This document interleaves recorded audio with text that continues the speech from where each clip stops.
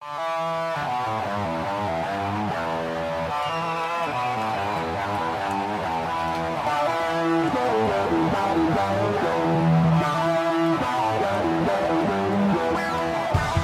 time in a long time, but back like I never left. Taking each day as it comes, you know me, I don't read ahead. Watch me burn down everything, BDE on the TV set. When I'm in control on the road, you can never really know what's up next.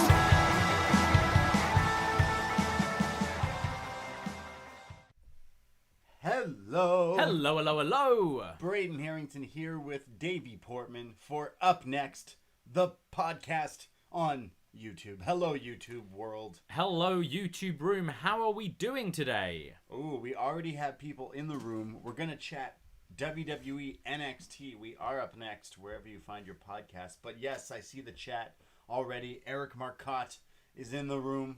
He's putting the okay. How do we look? How do we sound? You know, I might just fix this light a little. He's going to fix a light. Hey, sometimes you got to do these things. You got to fix lights.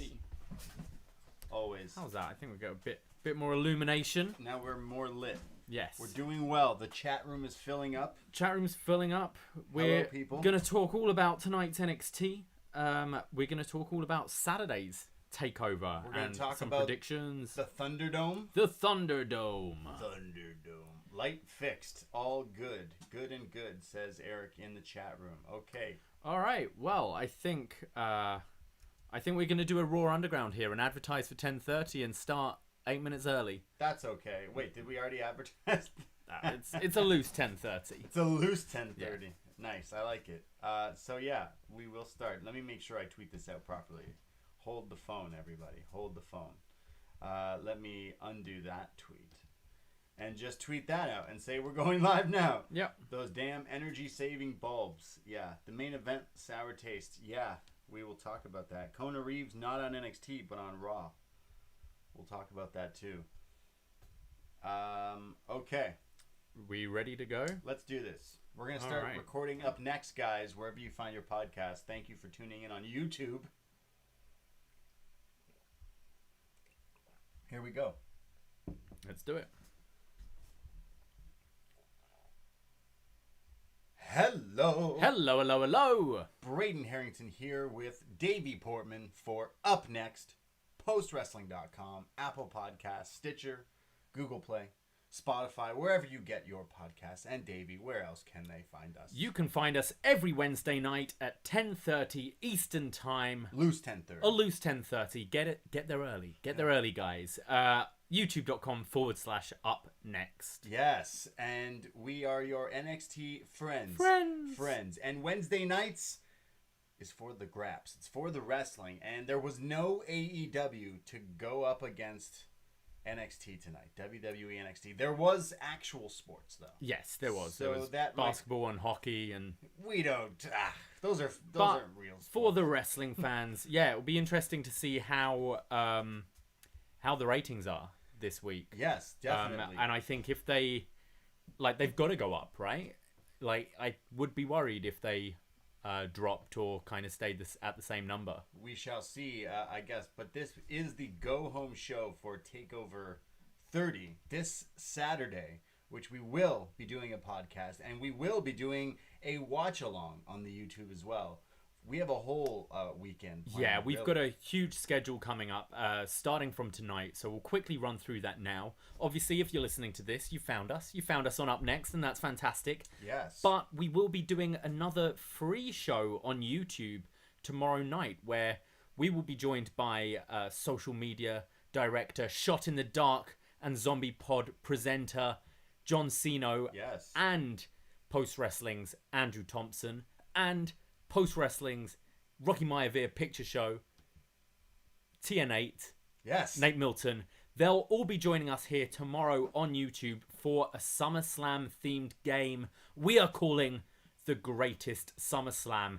Ever. And we need you guys. So come in, join in the room, 7:30 Eastern Time. Thursday. On Thursday. So depending when you're listening to this, it may be too late. However, the video may or may not be up there. And it's going to be up there for a little time for free and then available in audio for all our patrons. But yes, you will get to vote on who has the best SummerSlam card. we've done a bunch of these games in the past. They're always a lot of fun. We did the trivia game before, yes, where I helped John Pollock win with 2005 trivia. You've never mentioned it before. Yeah, I thought so. And then we also did the Greatest WrestleMania, where we picked through cards. So now you've combined the games together. Yes. And it's the greatest SummerSlam ever. So we have to complete a perfect card using matches that have actually taken place. But then to fight over this, we use trivia questions and try to figure out. To try and steal each other's matches. So at the end, great. it will be up to you guys who is the best card. But that's Thursday night. Yeah. We also have on Friday night on our Patreon, Best Match Ever SummerSlam main events. Ah, yes. SummerSlam main events. Now, we couldn't just say best SummerSlam match ever. That would be too broad. There's a lot of them. There is a lot of them. So we decided to narrow it down to main events, which means it had to have main evented a SummerSlam. Close the show. So Undertaker versus Undertaker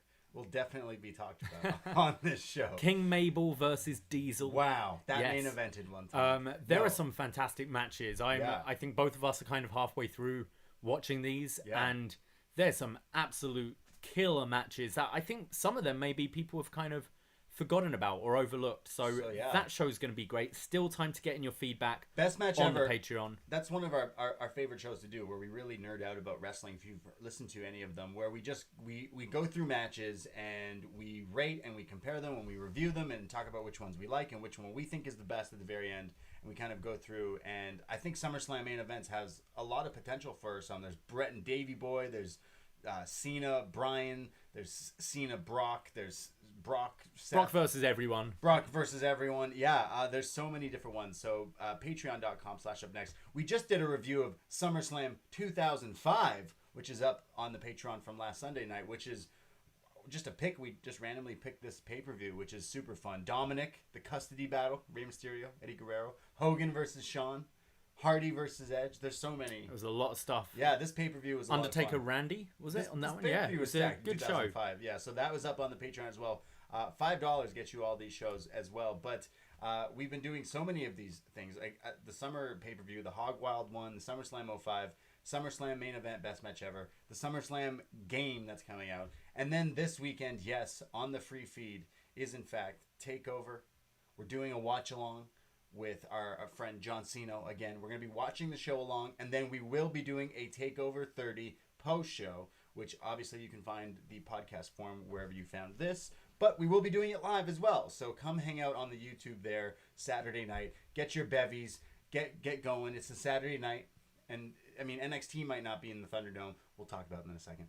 But NXT will be taking over, and it's TakeOver 30. So join us for our podcast review, YouTube watch-along, and post-show, all on the youtube.com/upNXT. And then on Sunday... Oh, if that wasn't the main event. For our patrons, this is for all patrons, so if you haven't signed up, you can sign up. You still have time. Yeah. We will be doing a tailgate party. Tailgate 2. Tailgate 2. To lead into SummerSlam, we'll be going on Zoom at 3:30 p.m. Eastern for a couple of hours leading into SummerSlam, and we want you there. We're going to chat with anyone who comes in the room.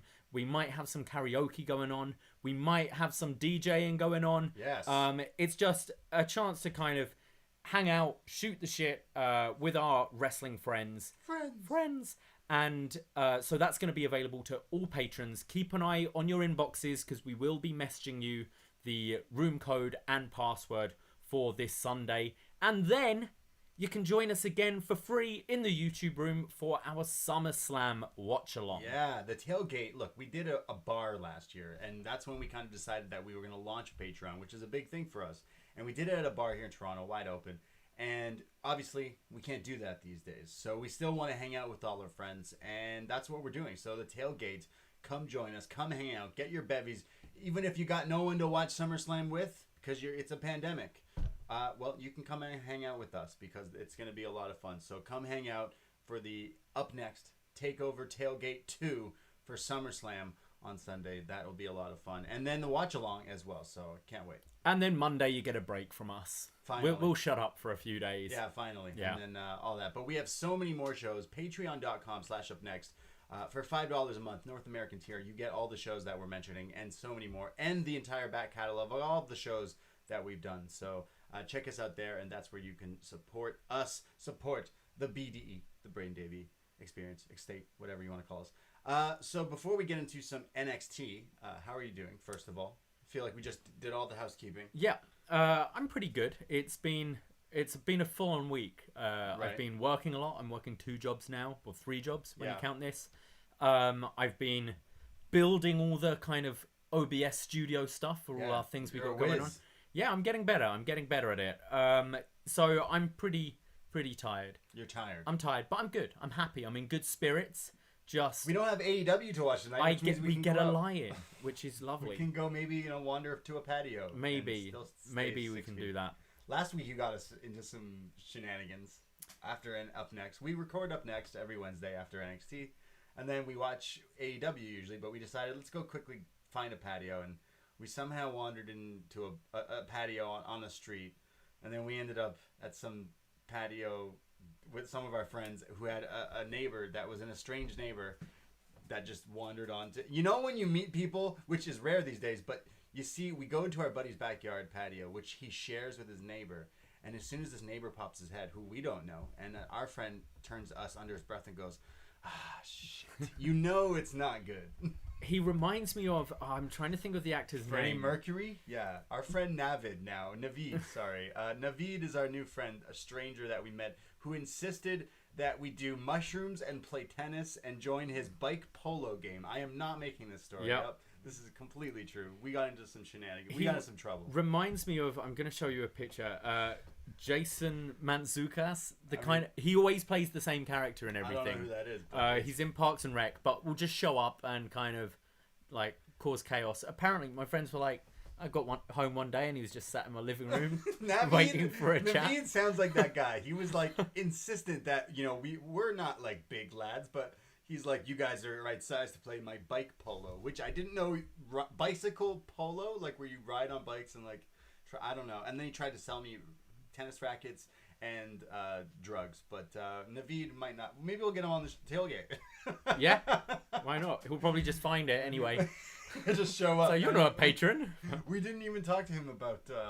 He was talking to you. I think that was wise. Yeah, yeah. No, he was talking at me for a long time. Yeah, you were out of it. So we were getting into some trouble.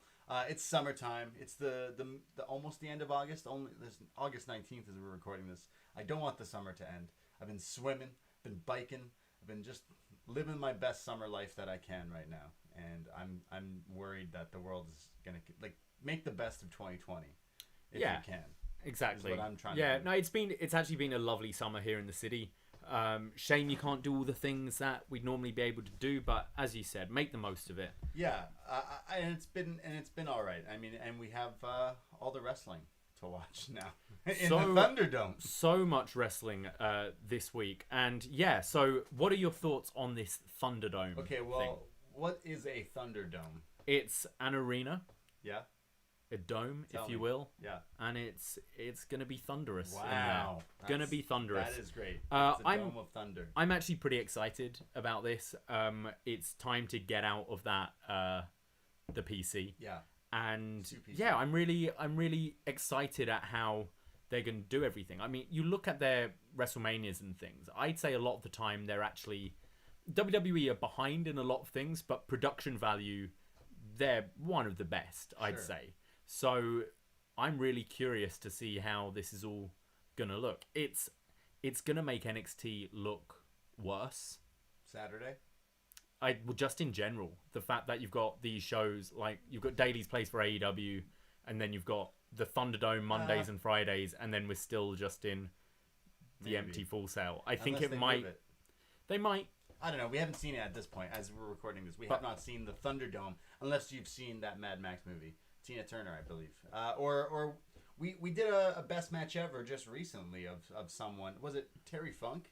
We did Terry Funk, and this match didn't make the list, but I went back and watched it anyways, which was the Halloween Havoc Thunderdome match. Thunderdome match, yeah. Muda, Sting, Ric Flair, and Terry Funk, which, maybe it'll look like that with electric fences in a cage. One could hope. Maybe. I'm definitely going to check out SmackDown this week because I'm just curious with how it's all going to look. Well, maybe we'll be in the crowd one day. Maybe, I'd like to. That sounds good. Like some of the things, sports coming back, which, say what you want about professional sports kind of coming back, even though we've been watching wrestling this whole time. They've been doing the crowd thing really cool. It's like the virtual crowds in the hockey games, the basketball games. Go Raptors. It's looking pretty cool. So I have high hopes for WWE and this Thunderdome thing. I don't know why they called it the Thunderdome, but I'm okay with it. They've got a Titantron. Like, this is WWE. they've always had ridiculous names, and I'm for it. I'm like, Thunderdome, sure. I like that they've named it. That they're not just moving into an arena. The Amway Center. Yeah, it's moving from like WWE at the Performance Center to WWE at the Thunderdome. All right. I think it's kind of cool. For it. I think it can be cool. Maybe we should segue from that, seeing that we will be in the Thunderdome on Sunday. Maybe talk some SummerSlam predictions now, and then we can talk our NXT predictions at the end of the show. All right. So I'm gonna be honest. I don't know the card. Okay. Well, I've got the card in front of me. Oh wait, I know the main event. Okay. Dominic versus Seth Rollins. Yes, we'll get there. Let's start off with two people who've been in the news this week: Sonia Deville and Mandy Rose. Wow. Now, obviously, that terrifying event that happened with Sonia with the an attempted abduction, which is just fucking crazy. Yeah, ridiculous. And it sounded like that Mandy was the friend who was over there with her. So thank God both of them are absolutely fine, but that's gonna fuck with you. That's gonna leave a scar. That's interesting. It's interesting because these wrestlers now have been kind of stuck in this hub in Florida. All these wrestlers, even AEW, and it's like, how hard is it for people to figure out where you are all the time? So it is pretty fucking scary. And people should he'd been planning for 8 months. People shouldn't be going through this shit, and it's like, how do we kind of make that stop? And same with the no touching thing at meet and greets. It's like, why was that a thing in the first place? Why should you be able to hug someone if it, like, cool? There's a difference. Like when someone's like, oh, I genuinely want to just give you a hug and take a picture, but some of the creepy fan stuff, it's like, you see the photos. It's definitely got to go. Or like when you wait at airports or stuff. I hate that. That's the stuff I don't like. Waiting outside hotels, waiting at airports. Stupid. Stop it. I find it weird because there've been times when I've kind of genuinely like bumped into a celebrity, and it's so much cooler, of course, I think, than like fucking stalking someone. Definitely. But yeah, so Sonia Deville versus Mandy Rose. This story's actually been pretty good. I think both have been fantastic. Sonia Deville's like promos have been excellent, and we're getting a hair versus hair match between these two. So Mandy's shaving her head. I think we're gonna get a shaved head Sonia, and I actually think she'll rock it. I think so too. But yeah, I really hope, especially after the horrible week they've had, I really hope they kill it. They get some time. Me too. Definitely been one of the highlights of main roster, these two. Yeah. We go to the US Championship. Apollo Crews defending the US title against MVP. I feel like we've seen this match about 17 times already. Sure. Yeah, I think this has to be Crews, and probably building up to Lashley. They're doing Crews. stuff with the Hurt business. Hurt Locker? Jeremy Renner? Hurt Business. Hurt Business. Yeah, Hurt Business. I see Crews and then maybe Lashley. He goes through the whole Hurt Business or joins them. I don't know. Yeah. We go to the Raw Tag Team Championship. The Street Profits defending against Andrade and Angel Garza. Ooh, this could be good, actually. Yeah, the story's been kind of whack. Okay. But I think this could actually be a good match. I would like to see Andrade and Angel Garza get the titles and actually start racking up some wins, because both those guys are fantastic. Zelina's fantastic. When's Andrade getting that main push? So maybe this is the step in the direction of winning some stuff. Who would you say? Yeah, I mean, I like the Street Profits, and I think they should continue as champs. But I just love Andrade. I like Angel Garza, but Andrade is money to me. Yeah, me too. I agree. We go to Seth Rollins versus Dominic Mysterio in a street fight, your main event of the night. I mean, this is the most interesting. 15 years ago, Dominic was involved in Rey and Eddie, and now he's in a match with Rey Mysterio in his corner against Seth Rollins in a street fight. The cane shots were crazy. That was insane. Those welts. Man, that was wild. So Dominic Mysterio, I think he should lose to Seth Rollins, but I kind of want to see him win. I kind of want to see him wear a mask. I think he's wearing a mask, at least in the entrance, at some capacity. I just want to see Dominic do something that reminds me of Rey Mysterio. Yeah, I'm curious because I think we got word quite a few years ago now that he'd been training. So Yeah. this is obviously his first match that we're seeing, but I think he's surprised in a good way in everything he's done so far. And Seth Rollins is a good person to be working with. So I think I'm really looking forward to this one out of a kind of curiosity factor. Is it true, Dad? Is it true? SummerSlam 2005 is fresh in our He's minds. fantastic. He's so good at 8 years old. SmackDown Women's Championship. Bayley defending her title against Asuka. Ooh. Let's put these in the same one. So Asuka is challenging for both women's titles. She's Okay. challenging Sasha for the Raw title and Bayley for the SmackDown title. And the tag team titles. That's at Payback, I believe, the week after. Oh, right. That's a thing. Asuka. You think just why not? Asuka 2 belts? Look, it's cool that Bayley and Sasha have it, so it makes sense to have them keep running this story. I think Asuka needs to take at least one, because that can be then what kind of starts the tear between Sasha and Bayley. But I think there's still, like, I want to see that spread out till Mania. I think there's enough juice in these two still left. We have your favorite, Braun Strowman, against the Fiend, Bray Wyatt, for the Universal Championship. Is this in a swamp? I think this is just in a ring. Oh, it's in a ring. It's in the Thunderdome. We're going to get a Thunderdome Wyatt entrance. Okay, yeah, Fiend. Let's do the Fiend. I just think that it makes the most sense in this era, especially if this thing's a Thunderdome. You can do, smoke and mirrors and make this character, make it work. I think put it on the Fiend as well, and it has been confirmed that Goldberg has signed to do 2 matches per year for the next few years. So he can always take the title off of Bray again. Yeah, for no fucking reason. Yeah, I saw that. Goldberg is now going to wrestle again, and he said it was disrespectful when the crowds were booing him in the matches. Huh. Interesting. Love that guy. Yeah, great. We go to the main event of the evening, the WWE Championship. Drew McIntyre defending the title against Randy Orton. Yeah, I think Randy Orton should take the title and run with this. I'm just not a fan of Drew McIntyre. Guy can't draw at all. No, joking. Look, it's. I haven't been watching Raw or SmackDown as much. I watch on the clips and the YouTube and the Twitters and stuff. I just can't keep up with all of it, and I'm just not. It's just not for me anymore. It hasn't. It's been that way for a long time. I just think the hot act right now is Randy Orton, so it makes sense to me to. He's doing everything. He's literally every week he's doing something that's like, oh shit, okay. And why not have him win the title again? Yeah, of all the crazy stuff that's happened in 2020, me becoming a Randy Orton fan was not something I would have called. And you make fun of me when I walk around the house in my NWO RKO shirt. But I actually think both of these guys have been on a roll and have been pretty great. I can see it going either way. I think it's time to pull the trigger on that kid Randy Orton. That young upstart. Yeah. The ozone. I don't think it will hurt Drew. You can always have Drew take it back down the line. Yeah. And it would be good to see, I mean, who knows when we're getting crowds back, but it would be good to see Drew get his moment in front of a crowd at some point. Yeah, that's true. But yeah, actually on paper, I'm looking forward to this. I think the 2 women's matches will be great. Rollins Mysterio, the Drew McIntyre match, and the hair versus hair. I think it's actually shaping up to be a pretty good SummerSlam. It should be pretty good. You know what? Looking forward. And it'll be even more fun because we'll be doing a watch along where you're going to hang out and watch with us, including the tailgate beforehand, which is the real SummerSlam, the real biggest party of the summer. So yeah, that should be a lot of fun. You know what? That card sounds pretty good. Quick prediction. Who's going to have the better first match? Dominic Mysterio or Pat McAfee? Oh, man. Dominic Mysterio. Yeah? Bold prediction. Okay. Bold move, Cotton. And I'm picking Dominic Mysterio.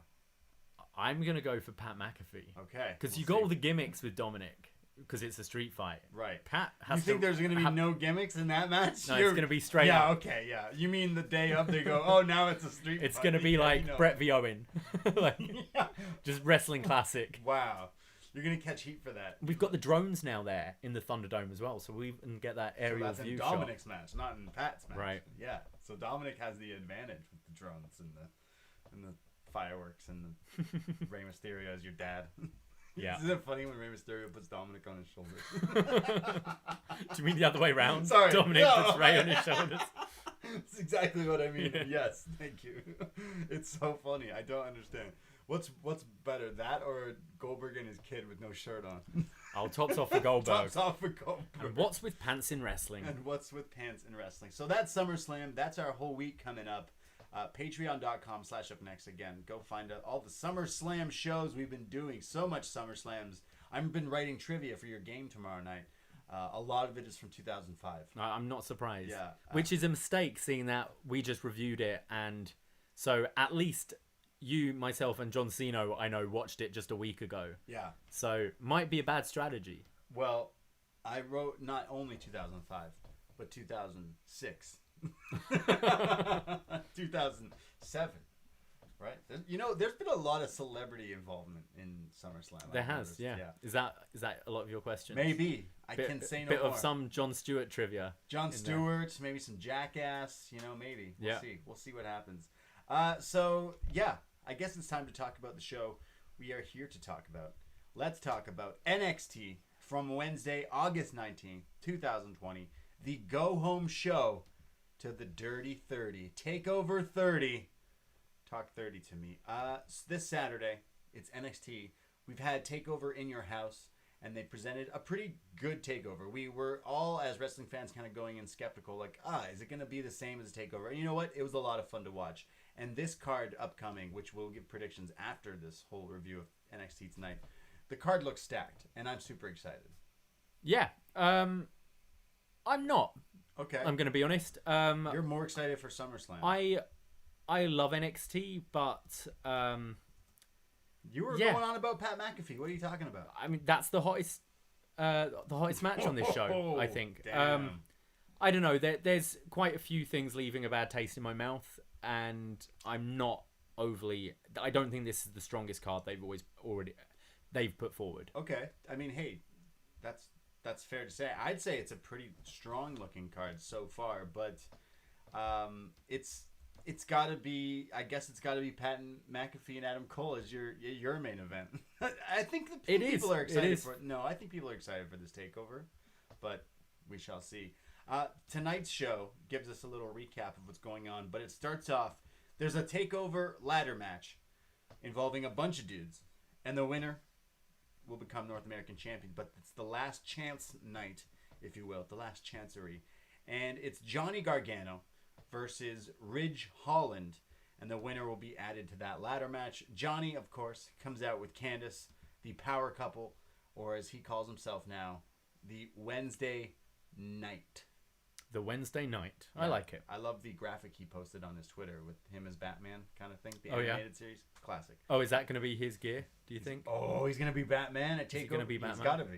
He's got to be. He's the Wednesday Night. Or he's going to come out because it's TakeOver Triple X. He's going to come out with Vin Diesel. He'll be Batman. He should. Batman Beyond. I'm calling it. He's the Wednesday Night. He's going to be like more of the animated series. Let's face it, though. He's not Batman. He's Nightwing. He's a Robin. Wow, get out of here! I love Johnny Gargano. What have you become? No, I think he'd play a good if you were to cast him. Like, I think I cast him as a Robin rather than. Maybe you're right. David. Maybe Johnny Gargano is Nightwing because he learned that Batman was an idiot. Batman has all this money, and instead of just donating money to all the things that could help, he just decides to go into business for himself. Maybe Johnny Gargano is Nightwing. And that's probably more likely what he'd do because he's just like niche. His last outfit was so niche. I'm saying Batman Beyond. Okay. And it's Will Friedle as the voice, but it's Terry, I think, as the bat. That's what I'm predicting. You remember I I had a streak where I just predicted what he was going to come everyone was going to come out as, and I was like hitting it, and I lost it because Johnny throws the curveball of just randomly being a Jango Fett toy or something.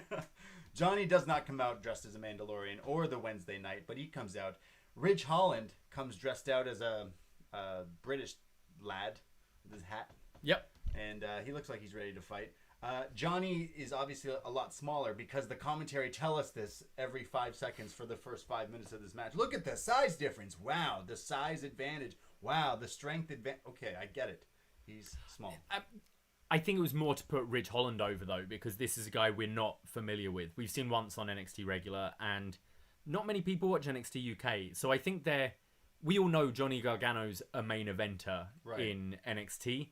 So I think it's to go, he might be in trouble here because this lad is big. Well, he was into some trouble into this match, you could say. Johnny is trying to escape everything from Ridge. He's running around, but finally gets the offense where he stomps on Ridge's hand and then starts to work the hand and the arm. Of course, because of his finisher, Gargano escape. Ridge comes back with this like clubbing forearm to Johnny, just knocking him down. Sends to the outside. They brawl, but then Johnny sends Ridge to the outside and hits a classic Johnny tope. And they have like these ladders set up because it's for the North American title match on the outside, and he just flies like right between them.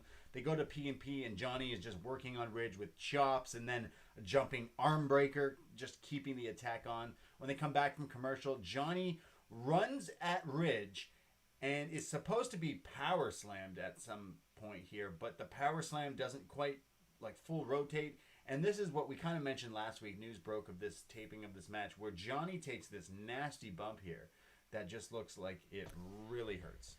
Yeah, I think it was. I think we were surprised that we actually saw this because this came in the news, pretty much broke as we were recording last week. Yeah. And that we heard that there was a nasty moment and that they actually stopped the match, and Triple H came out. Yeah. Restarted it. Johnny Gargano even sort of apologized to the crowd. Classic. But yeah, they cut this quite well here, I thought, because I was surprised they showed the thing, but it definitely added to the match, I'd say. I think Gargano kind of knew he was rocked, and kind of realized like that was scary. Right. But then went into cell mode. Yeah. Which he's great at. I hope he's okay. I hope he is okay. It is a nasty bump. They did replay it a few times, and it's like, ouch. And he continues the match. But yeah, they don't show us the edit of like what happened in between. But I imagine it's just Johnny just takes this bump, but then he's selling it like he's Johnny, because he's one of the best sellers. Yeah. Like legit. He sells it like he gets concussed sometimes when he's totally not. And imagine Triple H is watching in the back. He's like, whoa, whoa, whoa, whoa, he's hurt. And Johnny's like, gotcha. I'm working, bro. I'm working. Come on, what are you doing? And then they continue the match. But Johnny does continue the match, and I hope he's okay. And Johnny... I think we'd have heard by now, because this was filmed a week ago, right? They also, like, as he's injured, and they're, like, taking a little second to let him, like, kind of get to his feet, he sells it. He works it. He fakes Ridge with the super kick to lure him in, like, playing, awesome here. Super kicks him, but Ridge kicks out at 2. Johnny goes for some sort of slam. Johnny then gets hit with, like, the pounce. There's a crazy exchange between the two of them. We have not seen a lot of this Ridge Holland, but he's pretty awesome for a guy who's pretty new at this. Like, some of the moves and the chain wrestling back and forth was pretty impressive, where they keep trying to get the better of each other. When the ref is kind of not looking, Candice holds the leg of Ridge Holland. Johnny kicks the ropes, therefore kicking the rope into the balls of Ridge Holland, into the Ridge, which then he springboards into the ring with the final beat DDT, and Johnny Gargano pins Ridge Holland. You can't have TakeOver 30 without Johnny TakeOver. He's going to the ladder match. Yeah, both of these matches tonight, these qualifiers, I could see going either way. You could see someone screw over Johnny to set him up for a singles match, and because it seems this North American title, they're trying to elevate people. When you see Bronson Reed, Damian Priest, Cameron Grimes are all in the mix. Ridge Holland's impressed me. It was obviously a real shame what happened with Gargano here. Yeah. Mistakes happen, though, right? I think this guy has a lot of potential. Me too. For the size, the way he moves. As you mentioned, he was doing kind of more wrestling as well, which we don't always see with the big men. I think I want to see this guy more in NXT, because I think there's a future in there for him. But He's got a look. He looks like a wrestler. Yeah, he does. Johnny Gargano in the ladder match, he's going to add to that so much. Yes. You maybe do need some more veterans in there, because we got some people who haven't done a takeover before. Right. I am excited for this ladder match, but I don't know. I got soured later on, which we'll get to. Sure. I think Johnny will make this ladder match take it to the next step. I think he will definitely do that. And yeah, you could. I was thinking in the beginning of this match, and then commentary said it like halfway through. It's like, wait, they're doing a takeover, and Johnny's been a character for weeks now, and he's not going to be on the card. I don't believe that for a second. Sorry, Ridge. I'm a big fan. He's been on the most takeovers, more than anyone. Of course, he's Johnny fucking Takeover. Yeah. That's what he is. He's the Wednesday night. He'll be the Saturday night if he wins the North American title. We go to Dakota Kai, the number 1 contender for the NXT Women's Champion. And Dakota Kai is going up against my favorite wrestler, Jessie Kamea. Yeah, formerly known as Jessie Elaban, who I think you voted as your worst female of the year 2 years ago. Wow, she's improved. Okay? She has, yeah, she has. She's improved. Look, the gimmick she had before was she botches. That's a bad gimmick. Yeah. So especially less than a year into your career. It's like it's like Orange Cassidy, but like you didn't know how to wrestle. Yeah. So I predicted that she would get better, and I think she is. But she is here tonight facing Dakota Kai, which means, well, you might not have time to get better here because you're going to get beat up, which she does. Kai just beats down on her. There's forearms, there's kicks. There's the running face wash haluva kick, corner kick from Dakota Kai. Locks in a straight jacket. At some point, it's Kamea, right? Like Kamehameha. Kamea gets out of it with this O'Connor roll, which is a near fall, which then hits a spinning heel kick. But Dakota Kai has had enough, gets Jessie up on her shoulders into the GTK, go to kick, and Dakota Kai pins Jessie Kamea. This was like a pretty quick squash match. I actually kind of would have preferred Dakota just crushing her instantly, because this kind of made Dakota not look like a viable...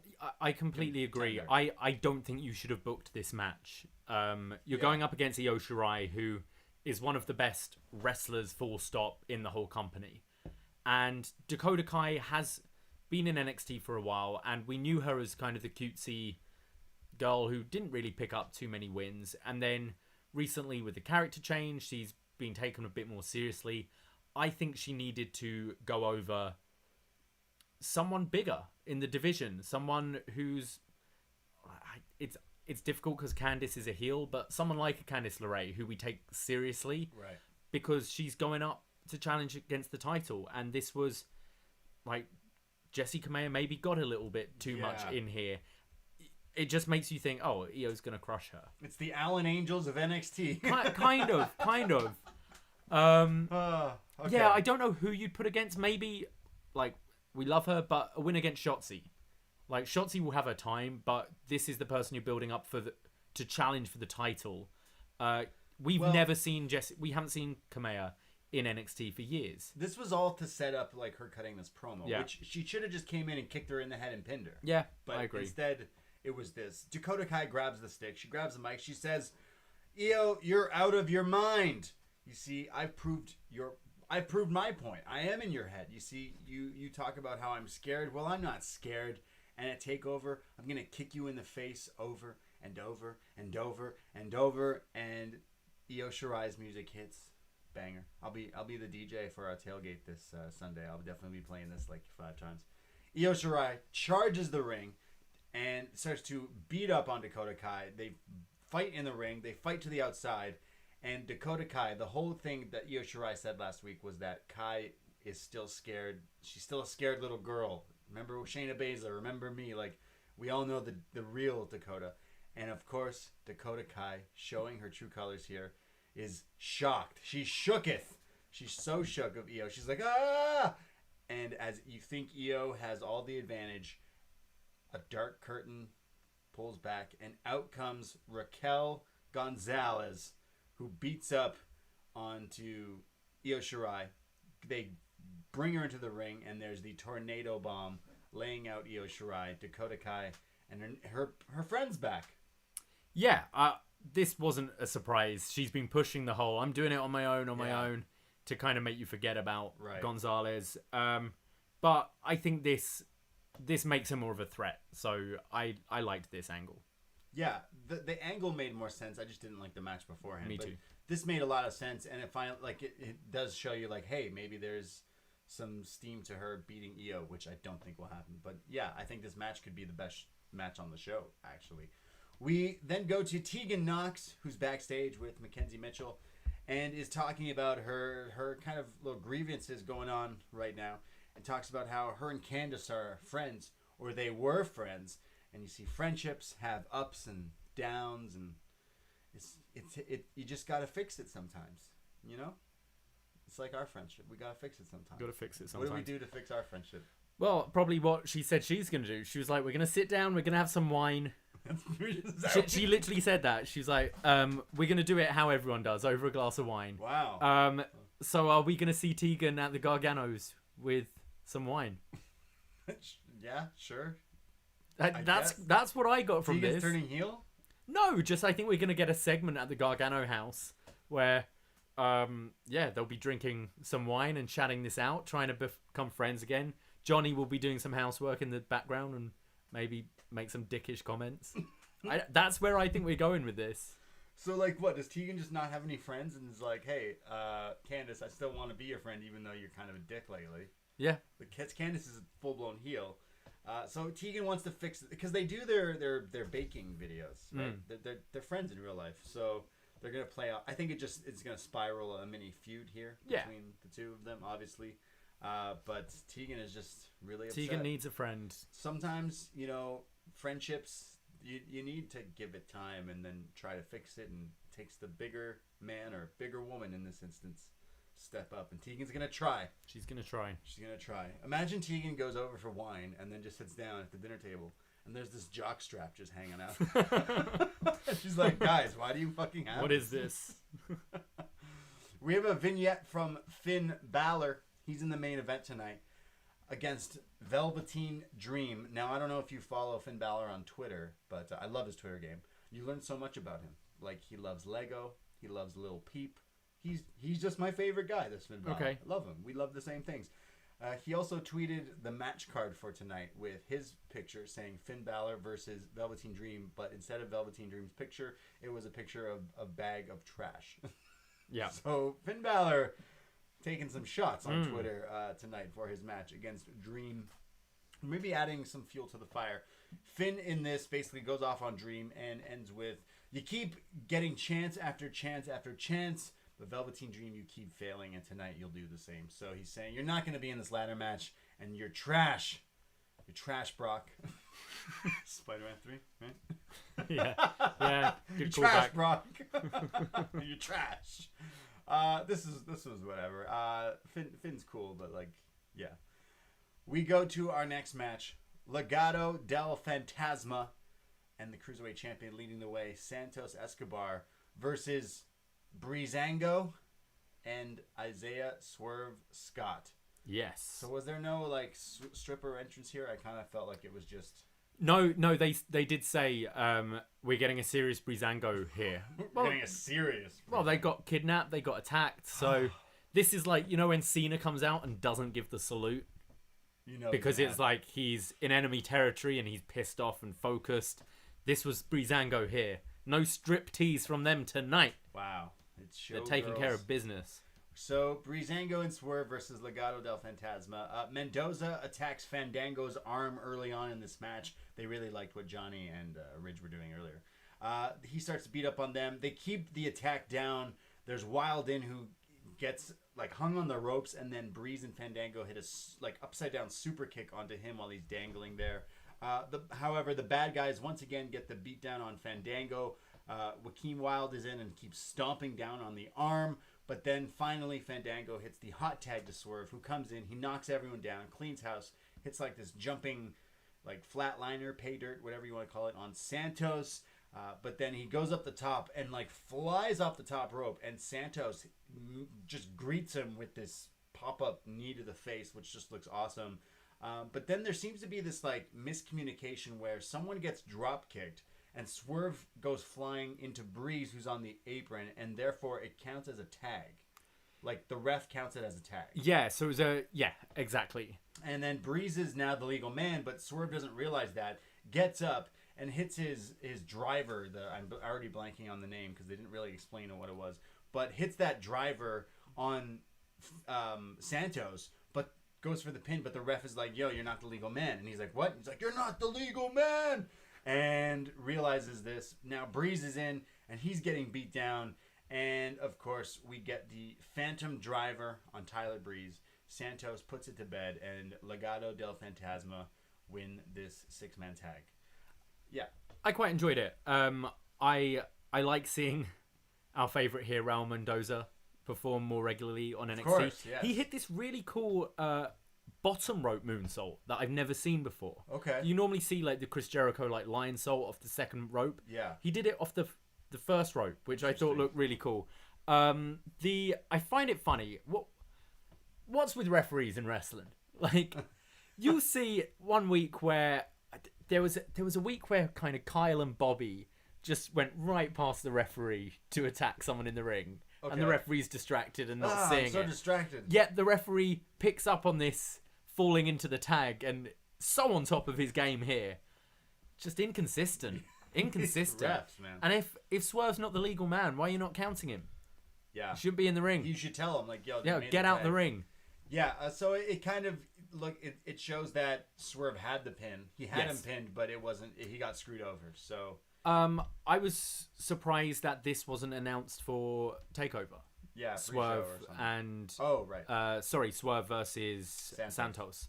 I guess that'll be next week. Because now he's essentially got 2 pins over him, even though this one didn't count. I mean, he lost here, so but still, yeah. Yeah, I imagine we getting this match some point in the near future, whether it be taped at TakeOver or whatever. And it was the JML driver. That's right. Yeah. So Legado del Fantasma getting this victory. And then we see a shot. A car pulls up. And it's your favorite. Pat McAfee.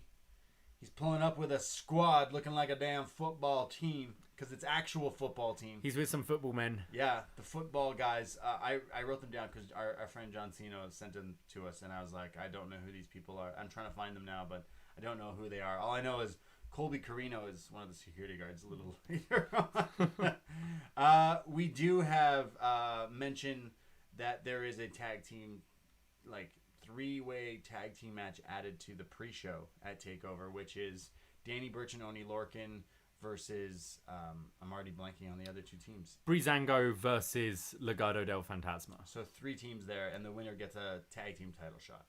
Is that happening later that night? Who knows? Like, I find that weird. I don't think so. I don't think if that's happening. Right.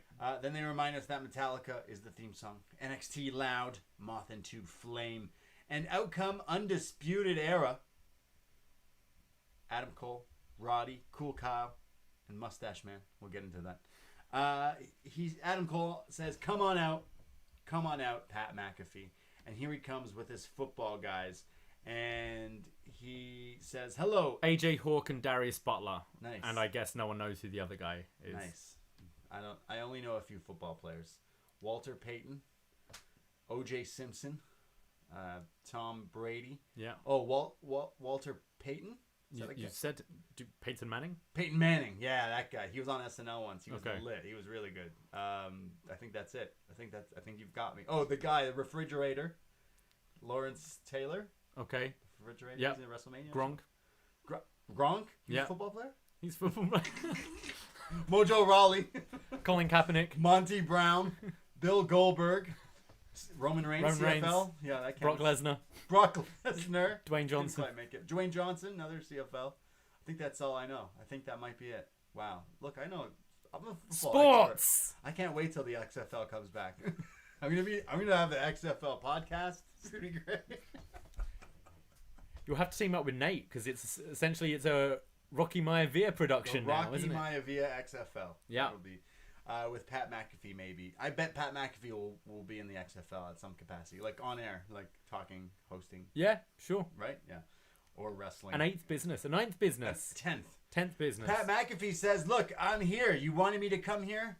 Well, I'm here. And you see, I brought together 28 years of NFL experience because you've got your 3 Stooges. Well, I've got mine. And I knew you wouldn't face-to-face by yourself. So then they do. All the teams, they back off, and it's just Cole and Pat in the ring. And he says, remember 2 weeks ago how it ended?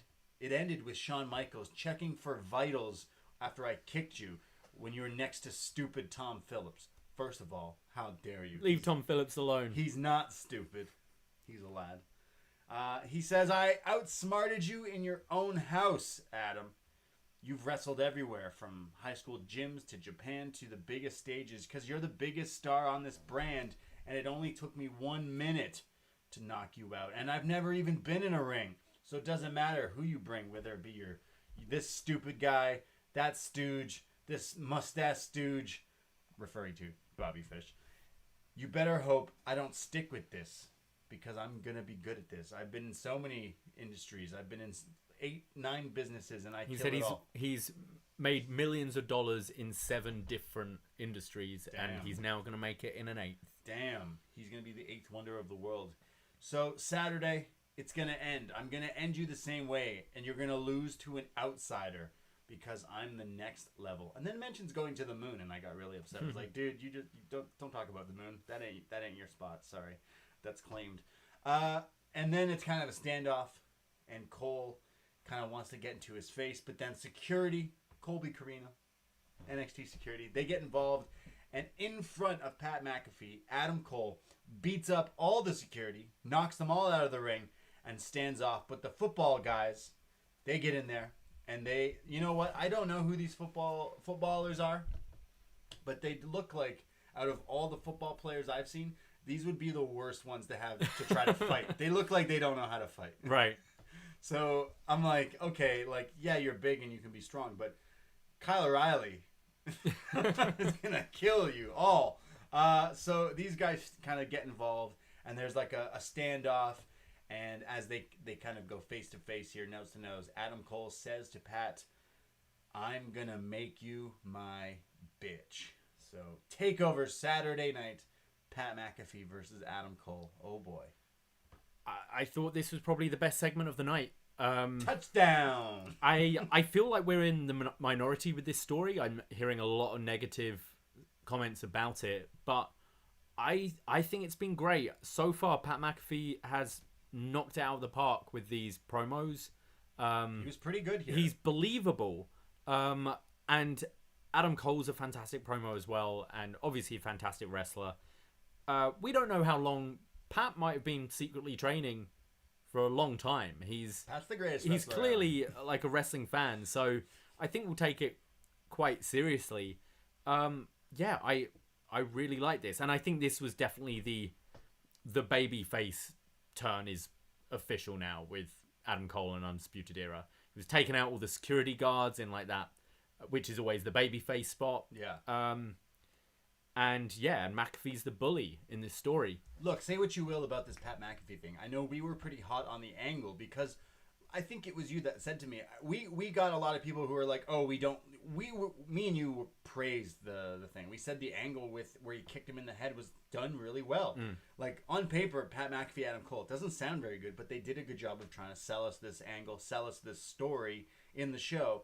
And a lot of people like on Twitter and wrestling community all over the place were like, oh, Adam Cole versus another celebrity angle or part-time guy. And it's like, well, wait, did you watch the angle or are you just seeing it's announced? Because maybe you didn't watch it and you didn't see that. It was pretty good. And you know what? Pat McAfee here tonight sounded like a professional wrestler. He sounded better than pretty much everyone Have you in heard NXT. half the main roster guys try to cut promos? Yeah. They sound like dog shit. And that's I think we're conditioned with the celebrity angles to tend to be pretty bad. Quite often you can tell that the celebrity isn't particularly invested, maybe not big a fan, or it just doesn't cut a good promo, and then the wrestling isn't very good. Here, this guy is killing it with the promos. This, I think, is the best celebrity angle I can think of off the top of my head. Yeah. Look, I'm not saying the match is going to be the best match or whatever. Of course, it's his first match, but I think they did a good job. Adam Cole had nothing else going on right now. Yeah. So I think this could be it. You're either going to break up Undisputed at the pay-per-view, or this is kind of a last match before you move them up. But we'll get into predictions later. But I'm all for this. It's not what I thought I'd want on a takeover, but they're doing it really well. So I'm going to give them, I'm going to wait it out and see how the match is. But so far I'm entertained. Yeah, I predict Adam Cole beating the shit out of him and winning, but sure, he did a good job cutting this promo here. And he's acting this character that's pretty much himself but turned up. And I don't know football. I don't know who this guy was before this, but I think he's doing a way better job than what you've seen other people. Yes. He's clearly a fan, and you can tell. As fans, you should be able to tell that this guy actually knows his shit. He knows what works and what doesn't. And there's not even a fucking crowd there for him to do it. But yeah, honestly, I hated this guy when I saw him on those pre-show things because John Pollock said he reminds me of me. Okay. I'm wearing shorts right now, but I don't wear shorts as much as Pat. Is Pat McAfee gonna wear shorts in his match? Yeah, what's his gear? He wasn't actually wearing shorts tonight. He wasn't. He was wearing pants. some What's with pants in wrestling? What's with pants in wrestling? He was wearing pants. With some nice sneakers. So he's using the punt like Randy Orton, and now he's gonna wear pants like Randy Orton, who sometimes wears pants. No, Randy never wears pants. I know, but he did that like once, remember? And it was like, whoa, it was weird. yeah. Take them off. So Pat McAfee, I kind of dig this thing, and I think I'm really interested in the match that's gonna take place. We have our next match, the Robert Stone brand, Aaliyah and Mercedes Martinez, who comes out with an awesome face mask. If you're looking for a new mask for your grocery shopping, or wherever you go indoors where you wear your masks, which you should be wearing. She's got like chains on them and looks scary. Would you rock one like this? What are you rocking right now? What's your mask? I've got like a where is it? What kind of mask? This is my mask right now. Yeah, it's kind of cool. You got like you're a Bloods and Crips kind of mask. Yeah, this you is look my like mask a bank right now. robber. And I've got one of those mingle masks as well. Mask. That doesn't sound. They're like the plastic clear ones that sit Oh. on your chin. They're really good. Mingle mask sounds like it could be something else. I'm going to take this off, though, because they've turned the AC off for some reason, and it's really hot in here. Well, don't wear a mask and do a podcast. No. But I got a camo one going, but I'm waiting for the, what's the Fright Rags? It's a website that sells, like, horror movie merch. They have a Michael Myers face mask coming out, and they said it's coming out the end of August. I've just been waiting. I purposely haven't bought any others. I'm just waiting for this one Michael Myers Halloween. My friend Luke bought a cane mask. not like a mask for protection. He just bought a cane mask. Maybe I'll just wear that. You know what? The Eoshirai mask that I got from our friend John Cena in the mail. I have the Eoshirai TakeOver 25 mask because Eoshirai used to wear masks and Stardom and stuff. That covers the mouth. We've got it does. We've got the Asuka mask as well. That covers the mouth. Yeah. There you go, because you can't rock a Rey Mysterio mask because it doesn't cover the mouth. Sin Cara would be okay. Sure. Yeah. Kane's older ones. Your face. You couldn't do. I think that's it. I think a lot of the wrestling masks don't cover the mouth. So, are you looking at this is the one my friend has. That's a nice one. Yeah, I like it. There's so many different ones that you can. I want an upNXT one. Someone stitch us. Who stitches? We need to get some. Just says upNXT or something on it. Yeah. Something funny on it. Get a Pat McAfee mask. Oh, what? Like with his weird smile in all the graphics? You love his graphic card. I find it because he's playing the heel, and like here he was being super mean, super serious, and then it's the match graphic, and he's like wearing a bow tie with a cheesy grin. He looks like he's posing for a school photo. It's a terrible match graphic. He's just smiling awkwardly. Yeah. It's not even like super heely. It's like I don't know how we got out of mask, but because Mercedes Martinez. Yeah, Mercedes has a really cool one. So Aaliyah and Mercedes Martinez, the Robert Stone brand, are going up against Shotzi Blackheart and Rhea Ripley. Now we're talking about masks. Can we talk about helmets? Because Shotzi Blackheart had her car stolen in Florida. The car was found, and in the trunk, her stuff was still there, including her gear and her helmet, which she's so in love, but has like this whole backstory about this helmet. But when the car was stolen and was not found, thus predicting that it was just gone forever, Triple H heard of this and quickly got Shotzi a brand new helmet made for her that she wore out tonight in a tank. Because if you're riding a tank, you have to always think of safety. Yep. And you got to wear a helmet. You do.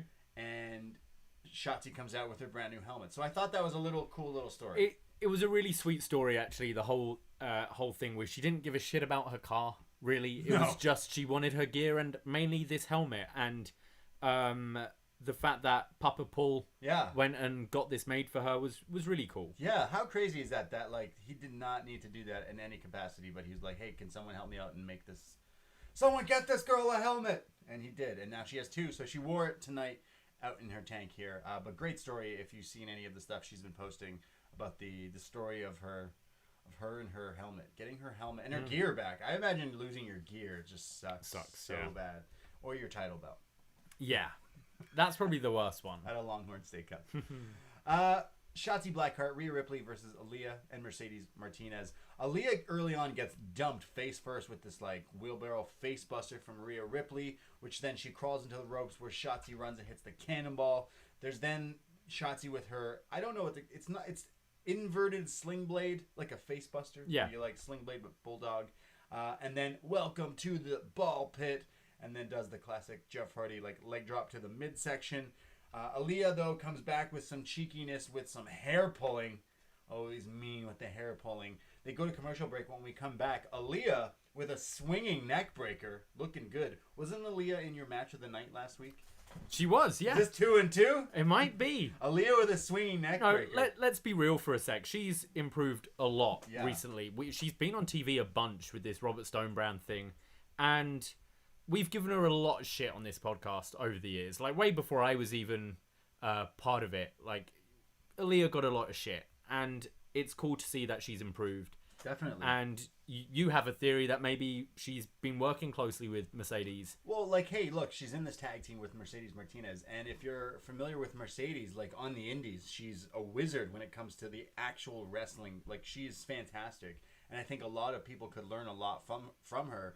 And maybe that's kind of what happened here, where Aaliyah just kind of was looking really impressive. She tags in Mercedes, who hits these, like, clubbing forearms in the corner. There's then a butterfly suplex as well. But finally, Shotzi makes the hot tag to Rhea Ripley, who comes in. She beats down on Aaliyah. She beats down on Mercedes. Mercedes gets thrown to the outside, which allows Rhea to hit the Riptide on Aaliyah.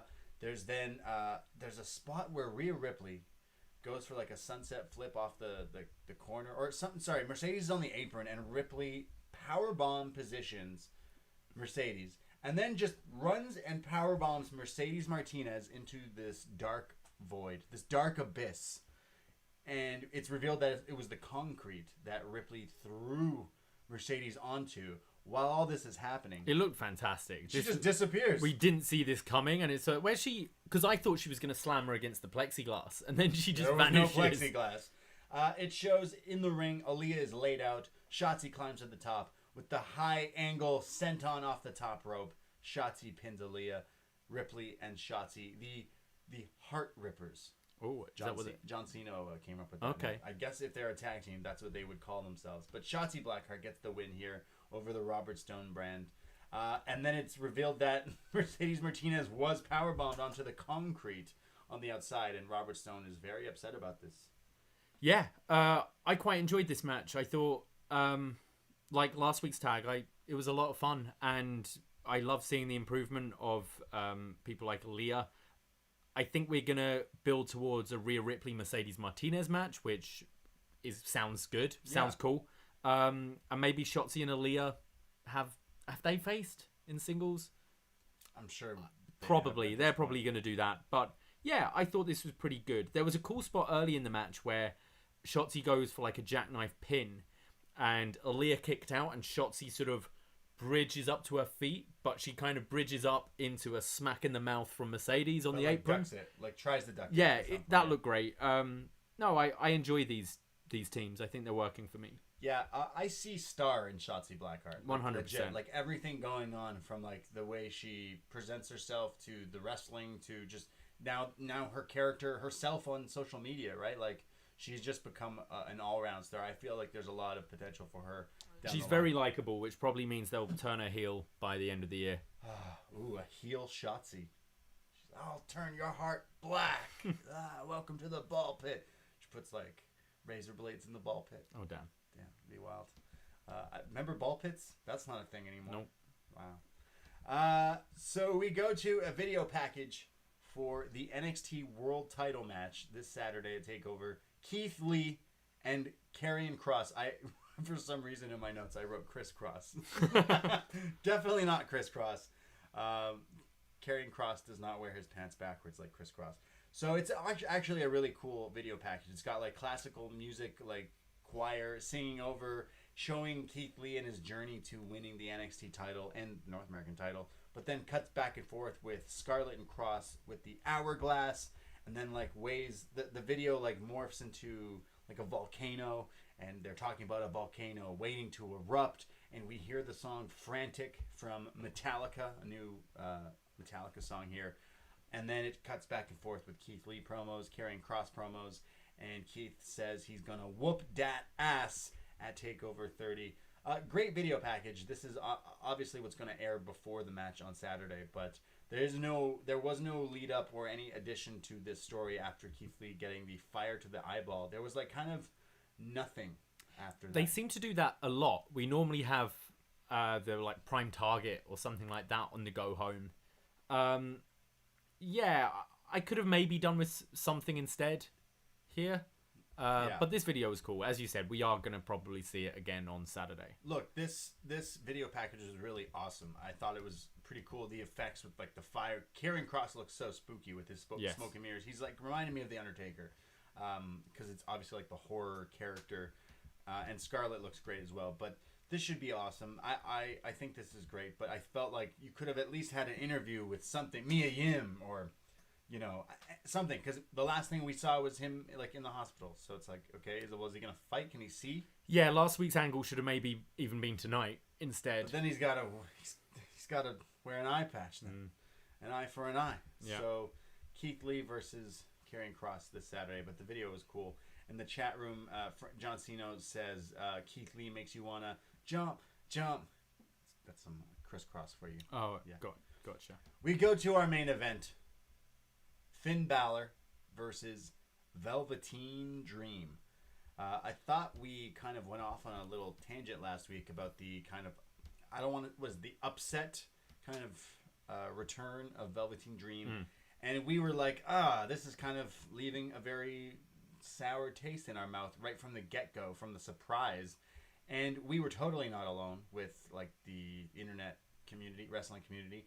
And most fans are kind of questioning this. Triple H, even in some interviews this week for TakeOver this week, kind of avoided that thing and mentioned there was a car accident with Velveteen Dream, but kind of just moved on from talking about it. Well, yeah, he said that they did internal investigations and didn't find anything, and the reason why he hasn't been on TV wasn't because he was pulled because of the accusations, but because of this car accident he was in. Triple H just doesn't know how to use Instagram.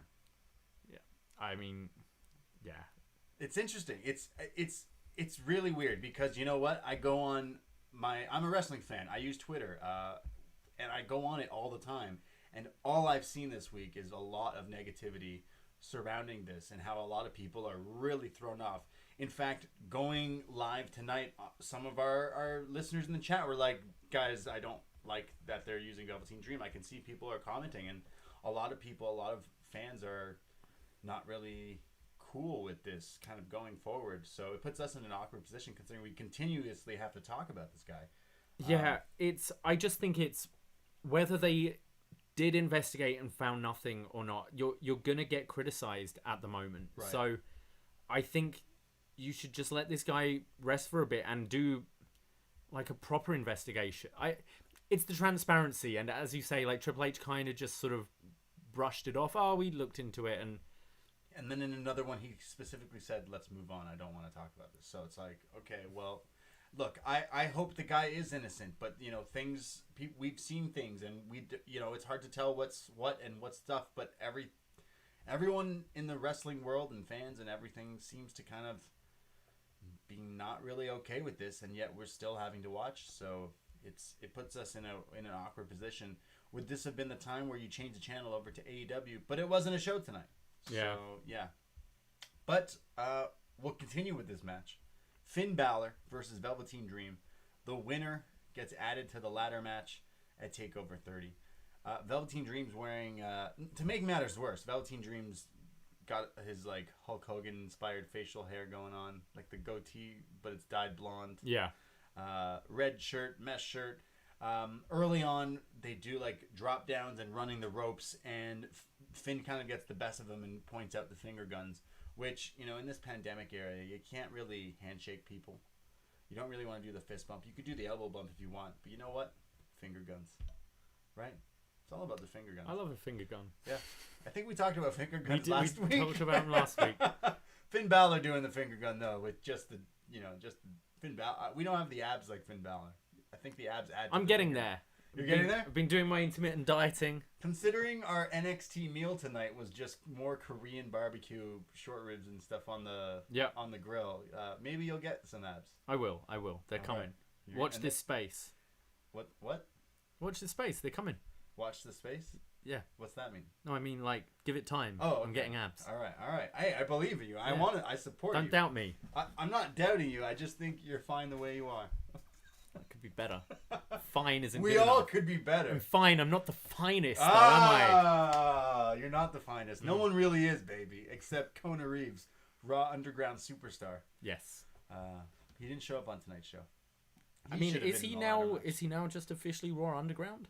Pull one out. I mean, Kona... Oh, no, don't say that. I mean, Kona Reeves was always underground, baby. He was always underground. Real ones know about Kona. But Kona Reeves, if he is gone from NXT, which I hope is not the case, then do in fact pour one out. But we'll get back to you on that story.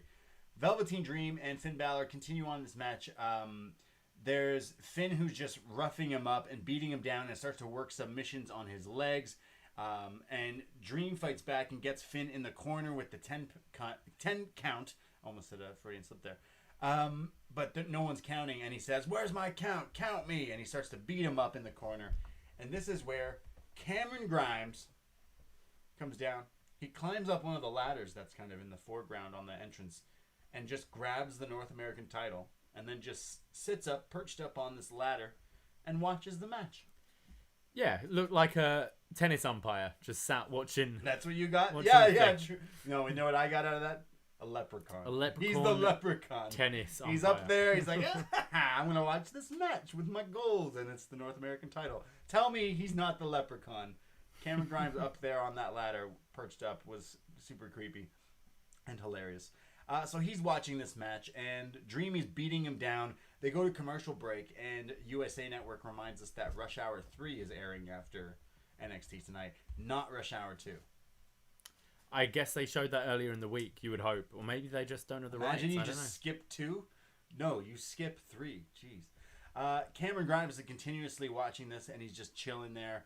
And we have the John Woo dropkick from Finn Balor sending Dream crashing to the corner. But Dream fights back with a superplex onto Finn for a 2 count. But this is where Gargano runs out and tilts the ladder, which sends Grimes flying into the ring, taking out the referee. He's now standing in the middle of the ring. Finn hits him with the double stomp, not quite the cave-in. And then Dream hits not quite the famouser. Was this? Yeah, this was sloppy. It was meant to be the famouser, but just kind of fell on him. Dream hits the super kick to Finn Balor, but out comes the resident thick boy, Bronson Reed, who then takes out Johnny, who's waving like the queen with the NXT title. It's all chaos. Priest shows up. It's a party. There's Johnny getting tossed around. Reed hits the cactus clothesline at one point. Finn hits a tope con hilo to everyone. And then while Finn gets up from that, Timothy Thatcher, out of nowhere, attacks Finn Balor, throws him back into the ring. Dream hits the Dream Valley Driver. And there's Gargano with the title. There's Grimes with a super kick. There's Priest with a... There's chaos. The ending of the match is Dream pinning Finn Balor. And Dream is entered into the ladder match at TakeOver 30. This was so much going on. I understood that this was exactly what was going to happen. Like, you knew, there's so many dudes in this match, and they're all going to show up at the end of the show. Like, this is obviously what happens in wrestling. But during the match, I didn't like this at all.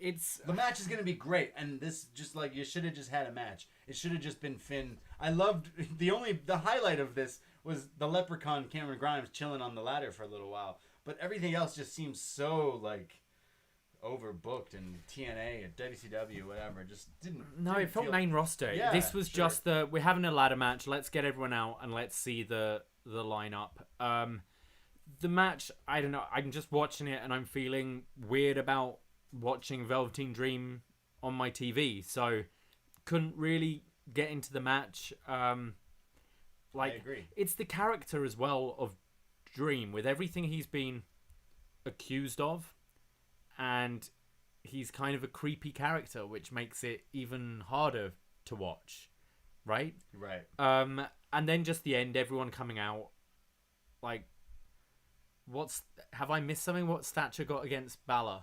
It was just, Balor's not going to have a match, so I guess we'll just set up Timothy Thatcher. Yeah, it was just so messy. There was so much going on because there's so many characters in this And match. Unfortunately, the addition of Dream has made me less interested in this match, which I was really looking forward to. Yeah, so look, this match, I didn't really like it. I felt like there was nothing that really stood out in this. Like, I went through the match and it was pretty much all the stuff they've done in all their other matches. But yeah, I felt like it should have been Finn Balor who was put into this match. I felt the choice is the wrong choice, and the fact that Timothy Thatcher just randomly came out and attacked him to set up something. It's like, okay, well, like, why? But that doesn't. Okay, cool. Just a lot of overbooking. Classic WWE overbooking. Main roster is right. This is what it felt like. But yeah, so the ladder match at TakeOver is Bronson Reed, Damian Priest, Cameron Grimes, Johnny Gargano, and Velveteen Dream. After this, I mentioned, I kind of got ahead of myself and mentioned all the chaos here where there's super kicks and choke slams, and it ends with Reed kind of standing tall with the title at the end of it. Bronson Reed holding the North American title up, which means he's not winning. Anytime anyone holds up the title, it's rare, yeah. No, but I'm saying he's breaking that rule. He's breaking the mold because he's a thick boy. Bronson Reed is going to win that title match. YouTube Room saying that Thatcher was attacked by Balor after their triple threat match. I do not remember that at all. Yeah, wow. I feel I'm normally pretty good with remembering stuff, so it shows that maybe I'm just not invested with this right now. Yeah. Yeah, it's... Just want to say... couple of people have tweeted me and I've seen a few things. Dakota Kai retweeted the Finn Balor picture of Finn with a bag of garbage. Yeah. And put F and then the 3 red X's. Yeah, that Finn uses. And Nia Jax apparently commented on a Instagram post saying that NXT didn't find anything in Dream allegations and just posted a load of clown emojis. Wow. So clearly some of the people inside... are not happy either. Yeah, interesting.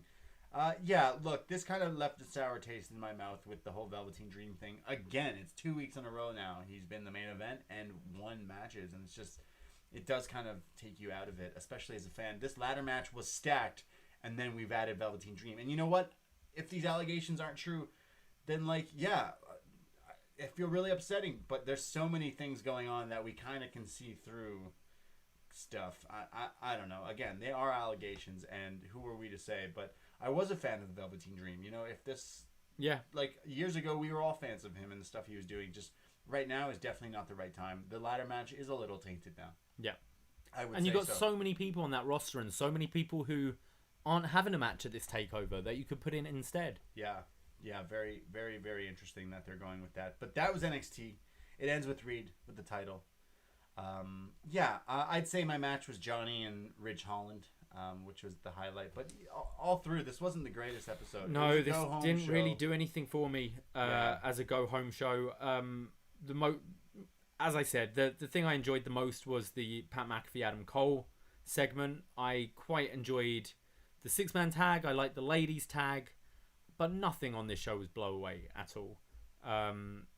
Which is a shame. I think they're really in a lull in NXT at the moment. Yeah, it's definitely... Look, I think TakeOver is stacked. I just felt like this show didn't really set us up the right way that we... I still think TakeOver is going to knock it out the park. I think TakeOver will be awesome. So let's have a little look at TakeOver. We've got in the pre-show Breezango versus Oni Lorcan and Danny Burch versus Legado del Fantasma in a triple threat match to determine the number 1 contenders for the NXT Tag Team Championships whenever Imperium decide to show up again, I guess. I don't know. It's weird. I think this is going to be... Well, Imperium are heels, aren't they? I like Lorcan and Burch. I'd like to see them get a shot again. Sure, again. Yeah. Again and again. Again and again and again. Never win. But I could see them going with Legado del Fantasma as well. I don't see Brizango winning this. Sure, I pick Legato. Okay, I'll pick Lorcan and Burch. Let's do it. We have the ladder match for the vacant NXT North American Championship between Bronson Reed, Damian Priest, Cameron Grimes, Johnny Gargano, and Velveteen Dream. Yeah, look, I see this going 2 different ways. Cameron Grimes or Bronson Reed. This is a match that's going to make someone. You don't need to give this to Velveteen Dream. No. I could see a lot of people turning off if Velveteen Dream gets the rocket and wins here. I think NXT have lost viewers from this. Yeah. I really do. I think it would do the best if Bronson Reed would win this, but I also could say the same with Cameron Grimes, because if Cameron Grimes wins the North American title, do you know where he's taking it? I think it's to the moon. I think so. Yeah. Neil Armstrong taking this title to the moon. I actually think Bronson Reed will get the best out of this, but he posed with the title on the Go Home show. So I see. Reed, Priest, or Grimes. I think there are arguments for it. Any of those three to win, and I wouldn't be mad at any of them winning. I would like to see Cameron Grimes win this. I think he could have a lot of fun with this title. Climb the ladder to the moon. We have Eoshirai versus Dakota Kai for the NXT Women's Championship. Do you even have to ask me this question? Yeah, I think they've built up Dakota Kai pretty well. I didn't like what they did with her today, but in previous weeks I think they've done quite well. But this is a Eoshirai win for me. Look, I'm actually looking forward to the match, and if Dakota Kai wins this, I'm not going to be super upset. No. But I think this match will actually deliver. They kind of now set the tone that it's going to be like a more of an action-packed, action-packed kind of fight, and I feel like this match will definitely deliver. I think this is the most excited. This is the match I'm most excited for, I'd say. We have Adam Cole versus Pat McAfee. Which may or may not be a street fight. We still don't know at this time. It's just a singles match. Yeah, sure. Right Okay, yeah, sure. So I think Adam Cole needs to win this. Obviously, I don't know. Again, I'm super cool with this angle and stuff, but like when it comes down to it, Adam Cole needs to beat the football player. I'm gonna call it the breakup of Undisputed Era. Wow. And Pat McAfee going over. You think Undisputed Era is gonna turn on Adam Cole? Yeah. What? Why would that happen? Because this show is boring at the moment and it needs an injection. What? So, Undisputed Are you Era. mad? Look, I want to see Adam Cole versus Kyle O'Reilly. Yes, me too. I want to see Adam Cole versus Roderick Strong. Yes. I want to see Kyle O'Reilly versus Roderick Strong. Yes. I want to see Bobby Fish on commentary during these matches. Love you, Bobby Fish. Spot on. But I think you've got these stars and you've got these matches that feel like classic NXT TakeOver level matches. Sure. That we're not tapping into because Undisputed Era are a hot product. But I think they've kind of lost their buzz a bit. And unless you're going to put them on the main roster, I think just do it. Pull the trigger. Break them up. I feel like you treat Bobby Fish like the world treated Ringo Starr. Is he going to go and narrate Thomas the Tank Engine? He's going to go, what? You know Thomas the Tank Engine? Yeah. Yeah, Ringo Starr narrated it. He narrated it. Yeah. Oh, narrated. Sorry. Narrated, wow, yeah. that was the first time I think ever I didn't understand you. Ringo Starr also has like abandoned things. Maybe Bobby Fish will one day narrate and do commentary. Yeah. Look, you're predicting Adam Cole gets turned on from Undisputed Era? Pat McAfee's the new leader? Yeah. Wow, you're wild. Or we could have a split up. You I could need to have put money on this. Cole and Roddy go one way, Kyle and Bobby with Pat. I fucking love it. Wait, you want Bobby Fish, Kyle O'Reilly, and Pat McAfee? Yeah. Like, what are they called? Double Dragon or something. Red. What was his colors? What was his team? Indianapolis? The Colts? Yeah, what color is that? Like red and gold? Colt Dragons? Wow, stop. I don't know. And we go to our main event. Keith Lee defending his NXT Championship against Carrion Cross. Yes, you know what? Looking at this, I think this match should actually be a lot of fun to watch. And I think it needs to go one way and one way only, and that's Carrion Cross going forward and crushing Keith Lee. Keith Lee has been on this ride in the world of wrestling with the whole, Royal Rumble, Survivor Series, all that stuff, and winning the title, the double titles. I think it's time that Keith Lee can go to the Thunderdome, and we have Carrion Cross kind of carrying this title. And you could have Adam Cole challenge Carrion Cross at the next takeover, or because he's a face now. Yeah, exactly. So I just think that Keith Lee, it's unfortunate because he puts on bangers and he's put on some classics in NXT. But Carrion Cross needs to run through here and continue with this push. I think the story of Carrion Cross needs it. If you kill it this early, it's just maybe not going to work as much. And imagine the Doomsday Saitos on Keith Lee. Yeah, that's going to be pretty nuts. So Yeah, I feel like this is where we see the exit of Keith Lee in some capacity. I think Karrion Kross will win this. I wonder if we're going to get an actual, like, proper kind of 20-minute match, or whether this is going to be Karrion Kross just killing this guy like he's been doing. I'd like an actual match. I'd like an actual match. Yeah. But hey, I've just rewatched Brock Lesnar versus Cena from SummerSlam in prep for Best Match Ever, SummerSlam main events. I wouldn't be surprised if we have something along the lines of that.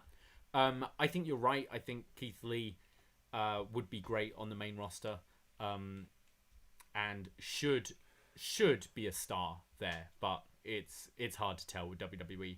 We also do have a superstar shakeup coming up pretty soon, I think. Right, yeah. So you could use that as the opportunity to move him up. But I see the show ending with Karrion Kross holding that title. Fall and pray. Fall and pray. Tick tock, which is in the lyrics of that Metallica song. Yes. Do you see... Now, this is only a 4-match card. We're used to 5 matches or sometimes even 6 matches on TakeOver. Do you see anything being added? Do you see the Cruiserweight Championship? Do you see Balor versus Thatcher? Yeah, I see that being added. Balor and Thatcher? Yeah.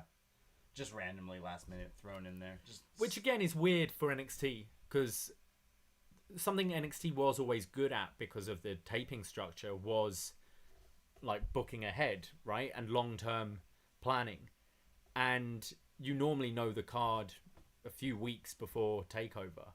Here, I don't know, if you add another one in, it just seemed weird, the Thatcher attack on Balor. It was so just thrown together. Throw in a cheeky Thatcher Finn match. Yeah. Just throw it in. I mean, it would be great. Sure. Like, that's a match great. I want to see. Yeah, just definitely. I think NXT kind of missed something this week. You had a night where there wasn't any other wrestling opposing you, and I thought the show was pretty bad. I didn't think the show was bad. It had my highlight. I actually, like I said, the match of the night, Johnny and Ridge, was a lot of fun. But I think my highlight, again, and coming from me, it says something, that was Pat McAfee. Yeah. He cut a really good promo. The match could be the match could be him getting kicked in the face, the last shot, and it's over. Like, there's a squash match. That could happen. He could just kill Pat, and he sticks to being a voice and stuff. But either way, they sold me on, like, the actual fight. So, yeah, you know what? I like my Wednesday nights when I have to have a hard time deciding what was the match of the night on both shows, because we do our upNXT every Thursday on the Patreon as well for all patrons and North Americans, and it's like I like to compare and see which match I like. The wrestling matches, and I like to watch it. And out of this tonight, I only kind of got one that kind of itched that a little bit with Johnny and Ridge, but they didn't even have competition, so you knew a lot of people, wrestling fans, were watching this one, or they flipped over and were watching the actual sports. So yeah, it's a go-home show. I don't know. They usually don't really do really well with go-home shows. It's a thing. So yeah, that's what we thought about NXT tonight. But let's go to forum.postwrestling.com. Every Wednesday we post up, and we will read whatever you post here on there. It is free. We go to mystery. Going to keep it short and sweet tonight. Johnny and Mercedes took pretty nasty bumps, Johnny especially. Raquel coming back to help Dakota was expected and needed, because before then Dakota had zero chance of winning. Don't think she's winning, though. It's way too early for Io to lose, and Dakota just doesn't feel like the right person, interference or not. She's too weak credibility-wise. The only chance she has of winning is Io getting called up soon, and I don't trust WWE to handle her well on the main roster. Dream winning tonight was the wrong choice, and Triple H's response today to the allegations was disgusting. WWE investigated and found nothing, and now he looks like a complete dumbass because of a couple of new accusations that just came out with evidence about an hour ago. Oh. Great, as we were recording this, didn't see that. Things are getting real ugly for WWE, and if I were them, I would cut ties with them immediately. Question, how do you guys feel about Asuka getting shots at both titles at the Thunderdome, which we kind of covered in the little predictions for SummerSlam, but imagine Asuka walking out. Asuka two belts. I think he kind of means her kind of taking up 2 spots, if you know what I mean, and not giving some of the other women a chance. It's Asuka. She's fantastic, and I'd rather see Asuka versus Sasha and Asuka versus Bayley than anyone else against those two.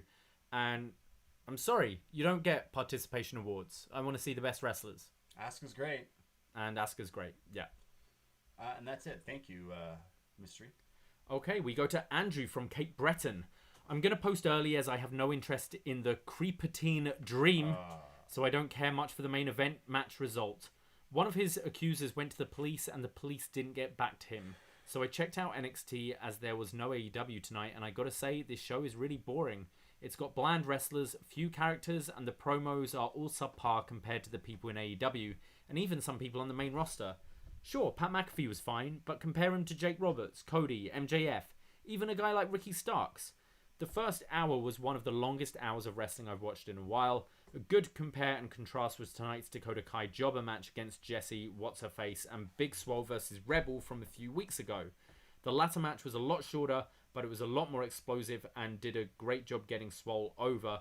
I didn't like that match, Swole Rebel. No, I hated that. I really didn't like that match. All, no. Despite it being the only thing that the women did that night, the only people I was interested tonight were Ripley, Shotzi Blackheart, and Mercedes Martinez. Hell, Shotzi brought some colour to her match, and it was more than just her hair. If only AEW liked women's wrestling, some of these people would be great on that show. 4 out of 10 show. Wow, he really didn't like it this week. Paul from New Jersey. I'm glad they kept the Gargano spot in there. It added to the intrigue of the match. Like Ridge Holland. I like Ridge Holland, but his theme sounds like something you'd try jeans on to.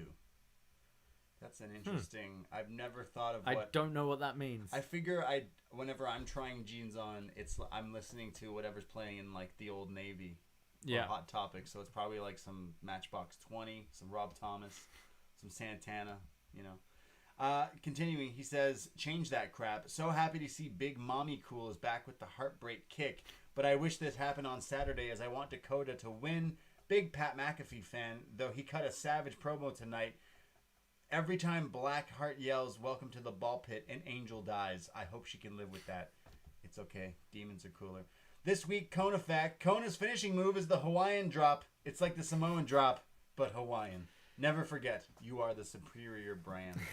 I miss the Hawaiian drop. Me too. We go to Charbel, the chosen one. Pat McAfee. Wow. I'm ready. Take over Brooklyn McAfee Cross for all the gold. Question. Will he wear pants or not at TakeOver? Well, wait.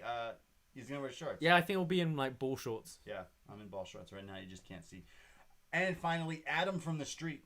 It seems that tonight we saw something minor that highlights the difference between Io as a champ and Rhea as a champ. When Io's music hits for her to confront Dakota, she didn't pause and do her pose. True. Remember when Rhea would always do her foot stomp at the ramp, even when it felt totally wrong for the moment? Basically, this week, Io is not throwing away her shot. She is rung scrappy and hungry. Yeah, you'll be back. Yes, thank you for the feedback, everyone. I feel like people kind of agree with that. The show was just here. It was meh. Yeah, it was all right. Yeah. And Pat McAfee's the best on the mic. Pat McAfee's the best in the company. Yeah. Best in wrestling. Greatest wrestler ever. Best match ever, Pat McAfee. Pat McAfee. Wow, can't wait. That was NXT. That was, yes. Join us tomorrow night, whenever you're listening to this, Thursday, the 20th of August, 7:30 p.m, youtube.com/upNXT for our Summerslam game. Join us Saturday, 7 p.m, youtube.com/upNXT for our watch along, and then stay on for our live post show. Listen to the post show wherever you download your podcasts, and join us 7 p.m. as well this Sunday for SummerSlam. And go check out Shot in the Dark on our Patreon. It's a free show on our Patreon. It's you don't have to subscribe. You can just click it. You can just click and play. It's John Cena running down anything that you may have missed in the world of wrestling. It's a quick 15-minute show. It's a little shot, if you will. A shot in the dark. It is. It's fantastic. I listened to it today. John's doing a great job, so thank you. Well, on this very free feed, if you're listening to this one, you probably saw me and John did a review of Money Plane, which we did for free, and a lot of people were replying to this thinking it was hilarious.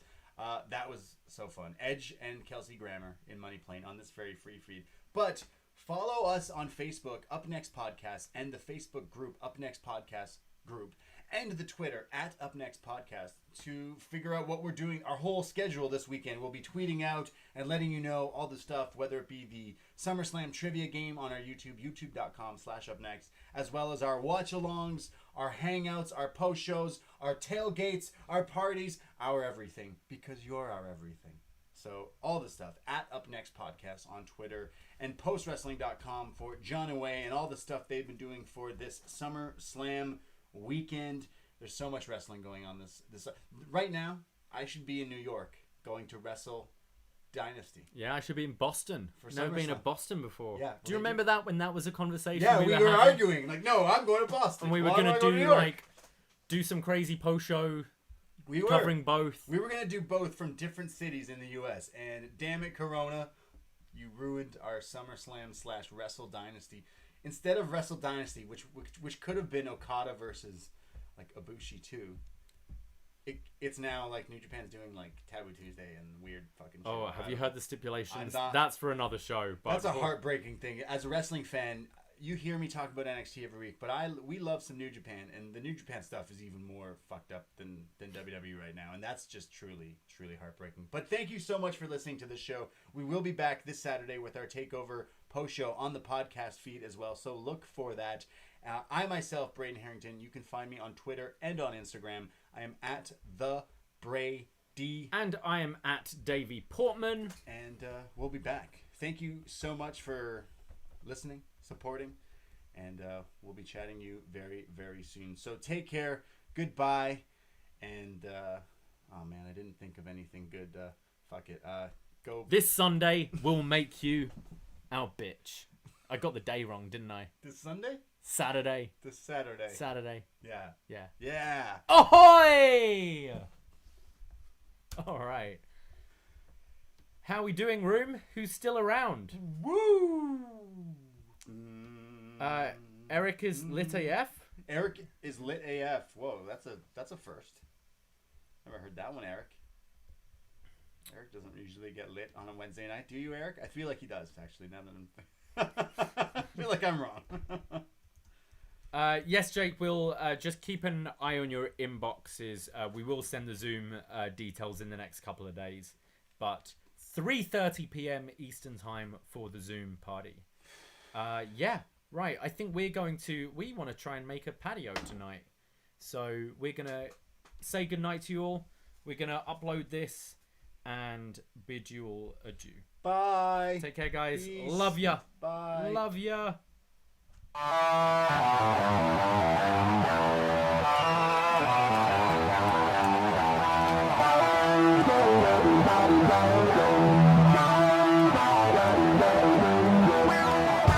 First time in a long time, but back like I never left.